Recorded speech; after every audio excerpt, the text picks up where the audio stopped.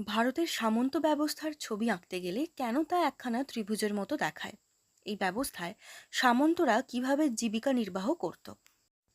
ভারতের সামন্ততান্ত্রিক ব্যবস্থা হলো এক ধরনের সমাজ ব্যবস্থা যেখানে কিছু মানুষ অনেক বেশি ক্ষমতা ও সম্পদ ভোগ করত, আর সাধারণ মানুষ ছিল তাদের অধীন।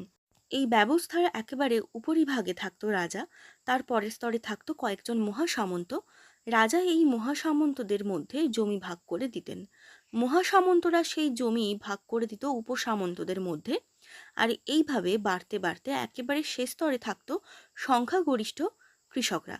আবার কৃষক শ্রেণীর মধ্যেও নানা রকম ভাগ ছিল। তাই সামন্ততান্ত্রিক ব্যবস্থার এই বিন্যাস অনেকটা ত্রিভুজের মতো দেখাতো। দ্বিতীয় প্রশ্নের উত্তরে তোমরা লিখবে, সামন্ততান্ত্রিক ব্যবস্থায় সামন্তরা জীবিকা নির্বাহ করত প্রধানত জমি ও কৃষকদের ওপর নির্ভর করে। সামন্ততান্ত্রিক ব্যবস্থায় রাজা ছিলেন রাষ্ট্রের সমস্ত জমির মালিক। কর্মচারীদের নগদ বেতনের পরিবর্তে বা সামরিক সুবিধা লাভের জন্য রাজারা জমি দান করতেন তাদের। সামন্তরা কেউ সরাসরি জমিতে পরিশ্রম করতেন না। তাদের জমিতে কৃষকরা চাষ করত এবং উৎপাদিত ফসলের একটি বড় অংশ কর হিসেবে সামন্তদের দিত। এই করের মধ্যে রাজার অংশ রেখে বাকি অংশের মাধ্যমে নিজের জীবন ধারণ করত এবং সৈন্য ও কর্মচারীদের বেতন দিত সামন্তরা।